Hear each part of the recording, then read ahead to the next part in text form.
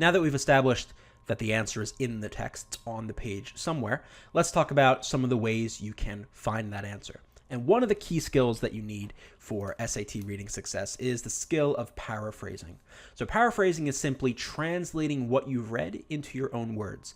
This is helpful, especially on those passages that either use really difficult language, maybe it's from the 19th century, so it's hard to figure out exactly what they're saying, or maybe they're talking about a technical topic, or they're using tricky sentence structure, or really on any passage where the key is you want to understand what's going on in the passage.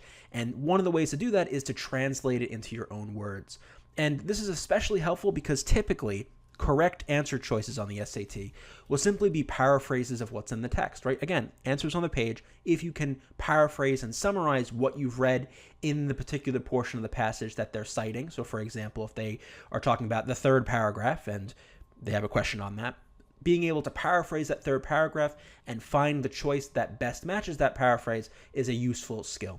Now, occasionally, as I've referenced, you'll need to go a step beyond the text, in other words, inference questions or imply questions, but even there, all of your answers will be grounded in an understanding of what has been said. And then, as we'll talk about, you need to just go maybe one step beyond that, but it's not too far. Again, that foundation is in the passage. If you're having trouble understanding passages or even portions of passages, what you need to work on then is your paraphrasing skills. And we're going to work on this when we actually go through practice passages.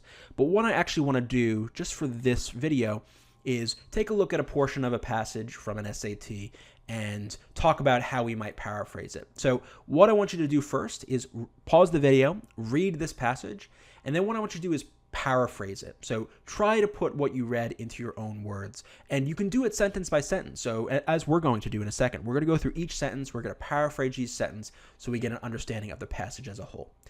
We'll get to this summarizing thing in a second, but for now we're paraphrasing. So go ahead, pause the video, read this passage. This is from an old SAT, by the way, but it's still good. Go ahead and read this portion of the passage, and then we'll talk about it.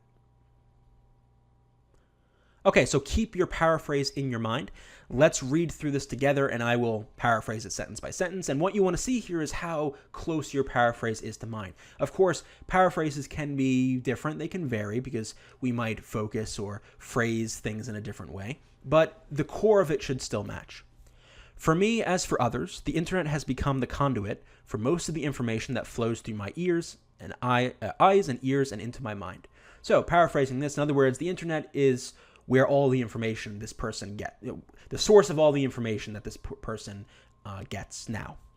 The advantages of having immediate access to such an incredibly rich store of information have been duly applauded. So the idea that we can get information from the source is a good thing, and many people think it's a good thing. But these advantages come at a price. The internet appears to be chipping away at my capacity for concentration and contemplation. Notice this word "but." This word of contrast, this is indicating to us that the passage is shifting away from this discussion of the positive portions of the internet to maybe some negative aspects to it. And the negative aspect described here is that we're losing our concentration and ability to contemplate, to think. My mind now expects to take in information the way the internet distributes it, in a swiftly moving stream of particles. Once I was a scuba diver in the sea of words. Now I zip along the surface like a person on water skis. So I combine them all together because it's basically all making the same point.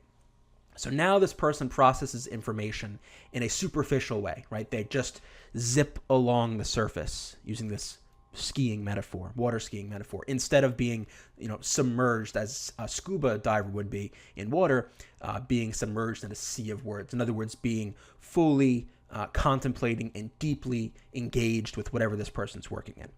Okay, so that's the paraphrase. Notice it's sentence by sentence. We have an idea in our own words of what's going on here. Now what I want you to do is summarize the passage. Now summarizing is different from paraphrasing. They're similar, but summarizing, you're taking what you read and you're boiling it down. You're condensing it into the most important info, basically the main ideas, right? So you're not going to capture every detail that was in this passage. You're going to summarize. You're going to excerpt some out. You're going to focus on the main points. So what I want you to do is take a minute, if you need to, reread the passage and try to summarize this passage in one sentence. So just one sentence. So go ahead and do that, and then we'll talk about it. Okay, so take your one sentence summary and compare it to mine. So I wrote, the internet is a wonderful source of information. but it comes at the cost of our ability to concentrate, at least according to this author. Right, so one sentence sums up the main points. Of course, we haven't touched on everything. As you can see with a summary is significantly shorter than the text that you're reading because you're condensing. Whereas a paraphrase might be more or less one-to-one, right? You might paraphrase each sentence, or you might paraphrase each part of an argument so that you get a bigger picture of the whole. The difference is just that it's in your own words. So this is the skill that you need to get better at. Now, of course, on the SAT, you're not going to be formally reading everything and then paraphrasing it and then going to the questions. There's a procedure which we have talked about already about how to tackle these passages. But I just want you to know this is the skill you have to work on. We will not be addressing this as formally as we did here. We're going to be addressing this when we go through passages and actually working through problems. But there will be in the future videos on paraphrasing and even a series on how to paraphrase and exercises. That's not quite here yet. By the time you watch this video, maybe it is, but right now, as of basically the beginning of 2016, that series isn't available, but do keep your eyes out for it because it will be soon. All right, let's move on to the next video, which is actually the first practice passage from the new SAT test number 1.